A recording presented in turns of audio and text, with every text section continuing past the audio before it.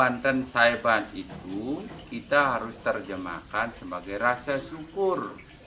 Kita mengkonsumsi makanan yang kita hasilkan sebagai wujud terima kasih kepada alam semesta dan konsep kita harmonisasi dari Trihita Karana.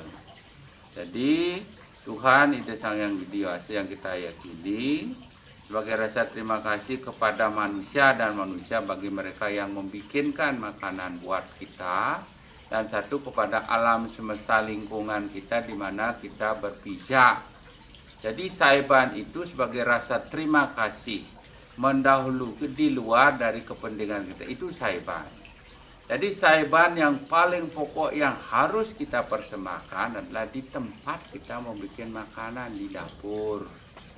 Saiban itu ada yang dipersembahkan di banyak tempat, itu bukan keliru karena mewarisi dari kuno dresta atau warisan dari turun-temurun, itu tidak boleh kita harus perdebatkan karena yang namanya Saiban itu adalah yatnya saja, yatnya itulah korban suci tulus ikhlas. Jadi ketulusan ikhlas orang itu tidak harus disama-samakan. Asal dia mengaturkan tidak ada perasaan capek, tidak ada perasaan ngedumel atau ribut-ribut atau bahasa Balinya ngemik-mik.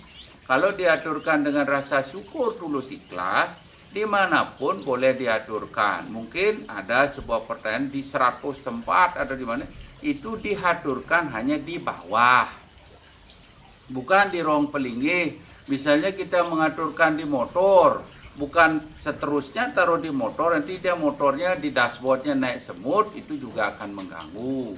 Jadi dikembalikan mengaturkan itu harus kita kembalikan logikakan. Di sastra yang jelas terjadi sebuah pembunuhan, misalnya di talanan, di kompor, jalekan, terus di sampah kita nyapu, di sanalah wajib kita mengaturkan Saiban sebagai wujud kita melakukan pembunuhan, baik itu secara langsung atau tidak langsung.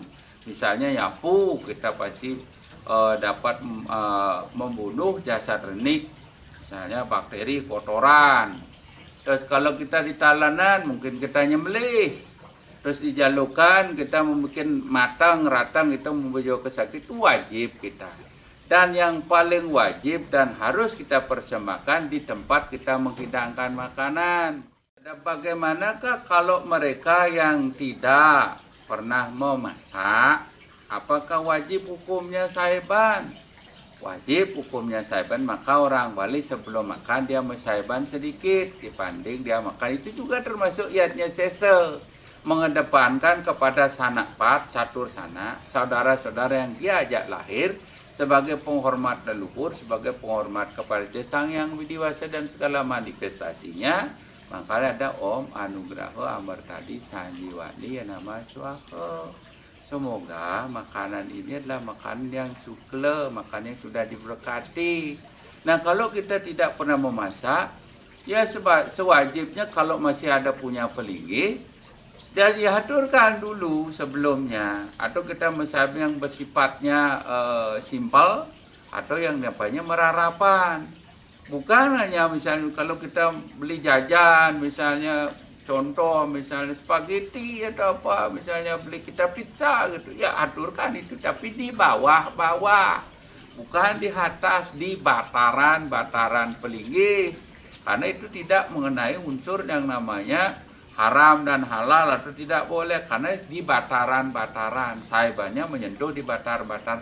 Kalau di tempat hidang mau makan, wajib hukumnya kita mempersembahkan sedikit.